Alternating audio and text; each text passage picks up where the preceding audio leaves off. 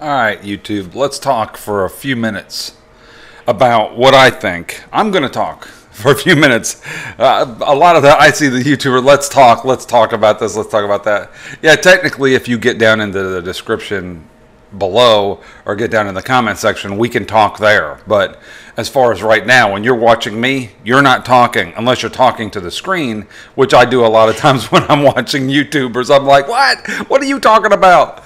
But all right, I'd like to talk for a few minutes about my position right now with mirrorless cameras, the offerings by the several manufacturers, what I feel about each, and the reasons why I still will pick the Z6 over the other cameras, and some other opinions I have about different cameras right now. Let's first talk about the two big ones in the room, and that would be the EOS R, and the Nikon Z7 and Z6. Technically, I would go at more, the EOS R is right between the Z7 and the Z6. So Z7 and Z6 for those of you not in the United States. Because we pronounce everything wrong over here, apparently. Anyway, so the Canon is right in the middle. Now, as far as features go, for photography, it looks like the Canon is up there with the Z7. But for video, it's below the Z6. And let me explain. For video, the Canon is below the Z7 and the Z6, in my opinion. Because the Canon crops the field of view into APS-C, which is, if you're going to have to crop the field of view in, just buy an APS-C camera. Let me explain. If I was going to choose between the Canon and say the newly announced, what is it, the Fuji XT3, that's a better comparison, because the only thing the Canon EOS R has over the XT3 is its full frame. In video, they're the same, except for the XT3 records internally 422 10-bit. The XT3 records 4K at 60p, so it one-ups them. Oh, the other thing is the flip-out screen. The XT3 doesn't have a flip-out screen. The Canon does. But the XT3, neither one is very good for vlogging, because even though the Canon flips out, the image is shaky or it's cropped way in, so you've got a close-up of your face, unless you use a super wide, if you're using an extra wide, like a crop sensor lens. So you're back to using a crop sensor. So they're both crop sensor cameras. One is a cropped APS-C. It's not cropped because the sensor is only that size. And the other one is a full frame, but it's only capturing the center of the frame. So you're getting basically the same field of view on both cameras with the same depth of field on both cameras at the same given f-stop. So in other words, if you're at f2.8, let's say f2.8, and you've got a shallow depth of field on the XT3, and you take the same f2.8, same focal distance on a EOS R, and both record video, they're both going to have the exact same depth of field. Because the Canon is taking the center of the image. It's not using the whole image, and it's not getting that extra depth of field that you get from a full frame sensor. Take the Nikon Z6 or Z6, throw on the same focal distance length at f2.8 in full frame, and it's got a shallower depth of field because it's not taking the center of the image and zooming it in. So at the center, the image is actually a little bit clearer, which is fine. You still get that clarity in the center, but the edges tend to get soft, and that's when you get, there's also compression involved and stuff like that. You can get compression with the length of the lens, but you're basically giving up the full frame view. In other words, the Nikon will have much more shallower depth of field in video. I'm talking about in video here. In video than the XT3 or the EOS R. So in that way, that's the look we've been looking for. That's the look we love, right? So when I shot with a D750 for video in 1080p, it looked, the depth of field was phenomenal because it was a full frame sensor. So when you're recording with the full frame sensor, you're getting you might be at the same field of view as on a crop sensor with a extra wide lens, but the depth of field is not going to be the same on the crop sensor as it is on the full frame sensor, even at the same field of view. That's what makes people gravitate towards full frame sensors for full frame camera. That's why full frame mirrorless is even a thing right now, because Sony started making full frame mirrorless cameras, and people were able to pick them up and deal with a terrible battery and a single card slot when they first came out, because the footage was so awesome to have a full frame mirrorless camera, to have the full frame. It wasn't, there's other cameras that were crop sensor. The GH5 is a micro four thirds, which just is a little bit smaller than APS-C, and it shoots 4K at 60p, and it's decent in low light, not nearly as good as a full frame. That's the other thing. Now, the Canon might be better than the XT3. Well, I don't know yet. We don't know until we actually get it. Even in video and crop mode, because it is a full frame sensor that's cropping in, so it's still gathering more light, even if you're only taking the center of the image. So the Canon might have a leg up that way. See, the size of the sensor allows it to gather more light. So a full frame camera will be better in low light than an APS-C or a micro four thirds sensor. It's just gonna happen that way. It's gonna be. You're gonna have better low light with a full frame sensor. There's nobody's ever arguing that point, that, oh no, it's not gonna have as much. The Z6 and Z7, of those two, because the Z6 is 24 megapixels, it's supposed to be even better in low light than the Z7, the Z7. I call them Z. I'm calling them Z for my European friends.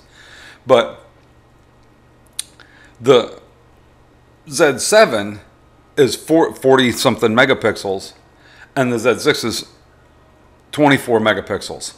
Because the megapixels are because it's less, the sensor size is the same size. They're both full frame sensors. They're both the same physical dimensions of the sensor. But because the megapixels are higher on the Z7 than on the Z6, each phosphor is smaller, so it collects less light.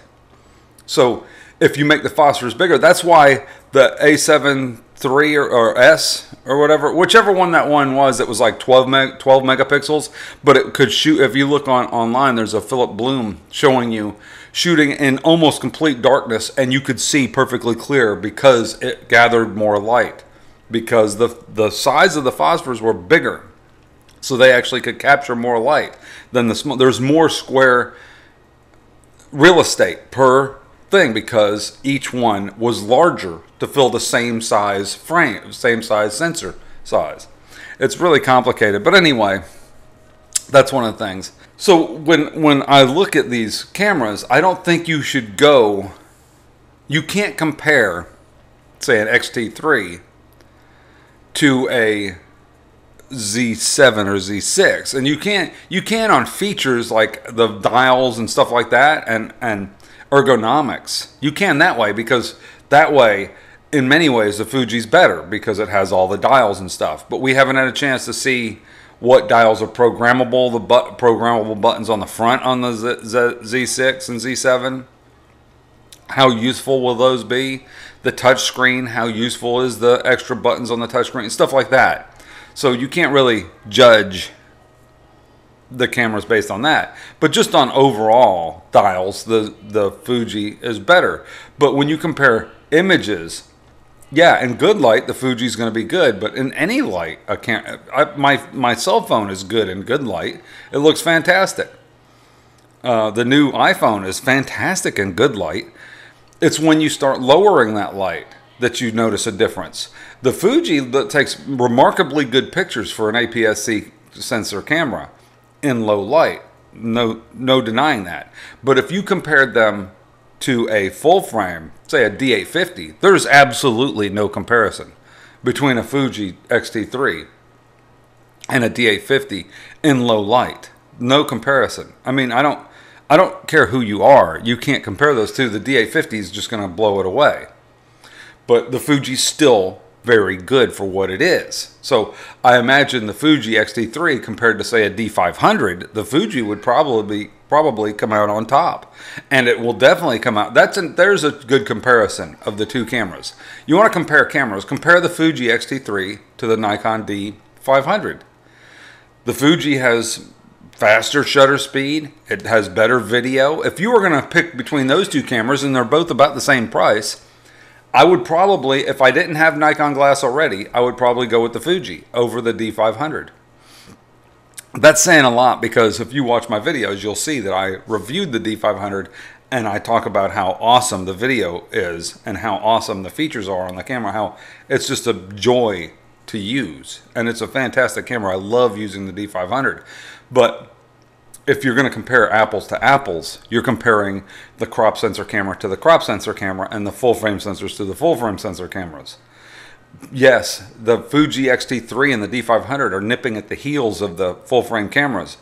Even the Angry Photographer, when he talked about the D500, said that it was better than a lot of full frame cameras.